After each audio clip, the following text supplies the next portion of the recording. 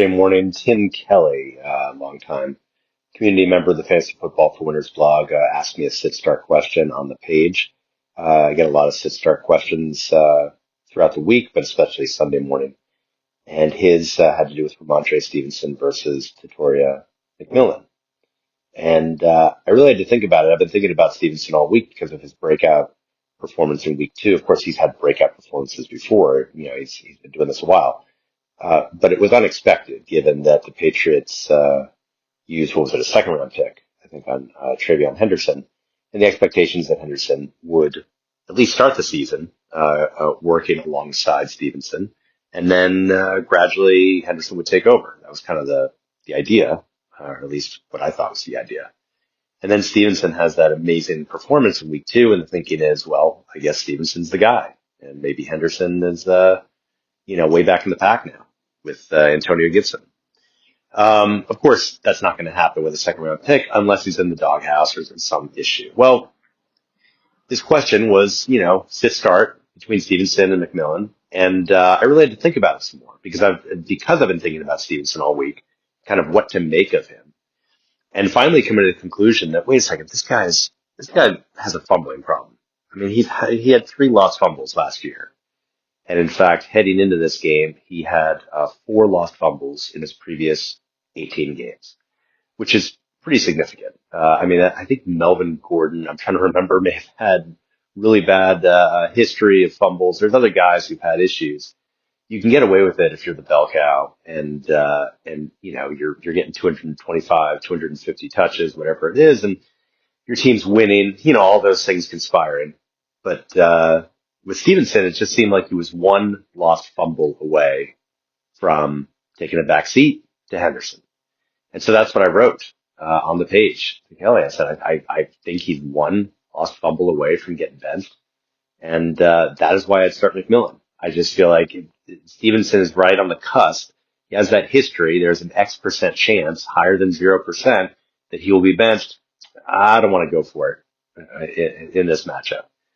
So Stevenson fumbles twice. Not that I predicted he'd fumble twice. It was just playing the probabilities, just thinking about what could happen based on his history. He now has 6 lost fumbles in his last 19 games.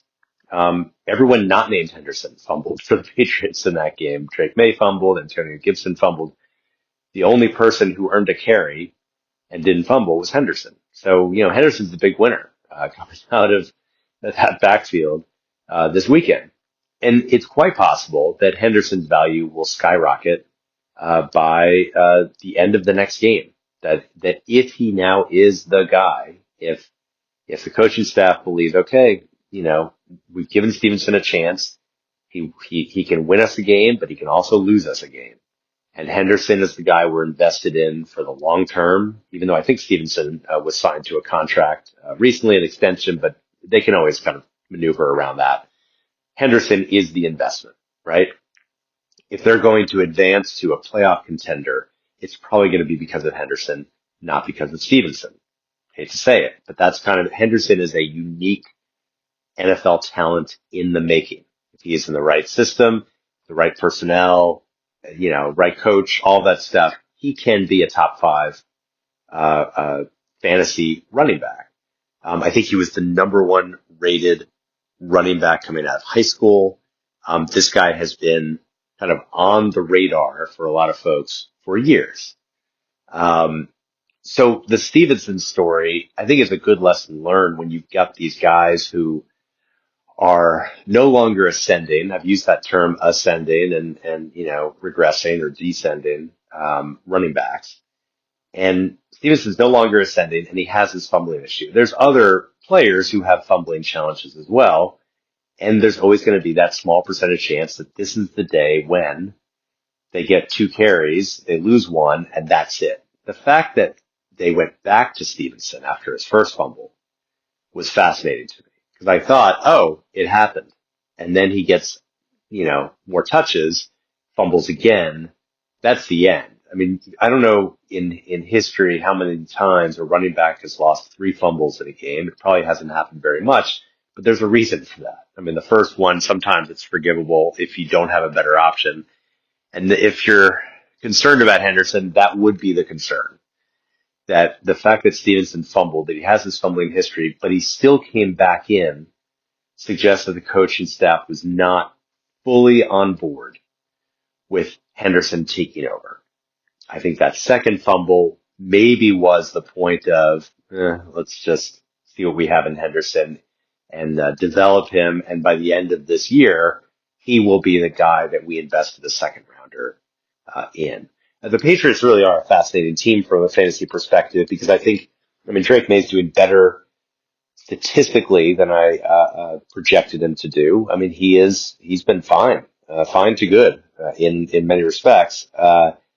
The big challenge is you don't know who's going to lean on at receiver. Hunter Henry was the big guy this past week. But the only one you can really count on would be whoever is the starting running back in that system. And you don't have a starting running back right now, a consistent one, which means that maybe aside from Drake May in deeper leagues, or especially in Superflex, there is no one you can just say, yeah, I'm going to start a Patriot this week and feel pretty good about it. Henry might now fit that mold with, what was it, a couple scores, 70 yards, 80 yards, something like that. Keyshawn Boot, quiet after he was a huge waiver pickup. So it's a confusing offense, to say the least. And now you have this situation where in the backfield, if Stevenson had not fumbled, he would probably be the week 4 starter, without question. That he's certainly capable of keeping the job as long as Henderson doesn't take it from him. And Henderson hasn't done enough to take it. It was just Stevenson's fumbles that are going to change everything.